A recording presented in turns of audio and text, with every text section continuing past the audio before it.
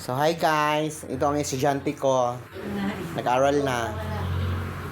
Nag-aral na ako. Tagal ako na itong inano eh. Gusto ko si Mami sana, kaso ayaw ni Mami. Takot?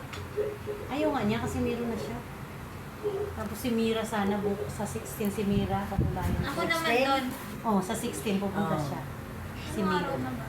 Sabado yan. Basta May pag mayroon practice. na Anong madaan, oras? punta mo dito. Punta siya sa 16, baka lingot daw na. Anong oras? Ito alam. Libre lang yun pag may dinala ka. Oo. O sige, yung classmate ko. Sige. Basta ano, dalhin mo dito, Sige. be. Paktisan. Basta magdala silang pagkain nila, ha? Oo. Huwag siya magalit. Kulayan mo. Di, wala mo problema sa kulay, madam. Gupitan nyo. Di magalit yun. Hindi magalit. Ayaw niya, libre na siyang ano po. Correct. Madali lang yun. Madali lang ang kulay, madam. Kasi nandito pa si Sai. Pag nag-asawa na ako, wala na kayong ano. Ako naman yung mag-ano. Oh, lahat. Gupit. Dali mo yung mga classmate dito. Gupitan mo. Para ano. Nang kita nila dito. Oh, tamo. Ang sexy ng boss namin, oh. Lagi. Yan ang Ito yung anak niya. Pag-aralan mo yung anak mo hanggang makalbo. Bumagay sa'yo yung ano, short hair.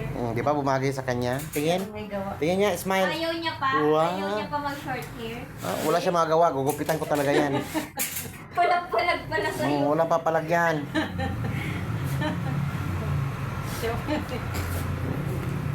Pag araw-araw mo ginagawa yun, ewan ko lang pag di ka pa natuto. Kaya dapat magpalit na tayo, no? Kailangan na dyan ka bakikaw, ma'am. Mm. Ayaw nang bakikaw ka magtrabaho para matiwala sa'yo. Kaya nga eh. Siyempre ngayon pa lang.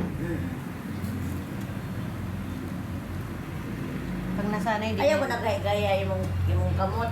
Ha? Kumukumo ka na. Ayaw gaya yung kamot. Mag-blower ka gaya kay kamot. Tamo ka sexy yan, no? Oh. Mana diha. Ko. Grabe na tayo. Katawan pa lang.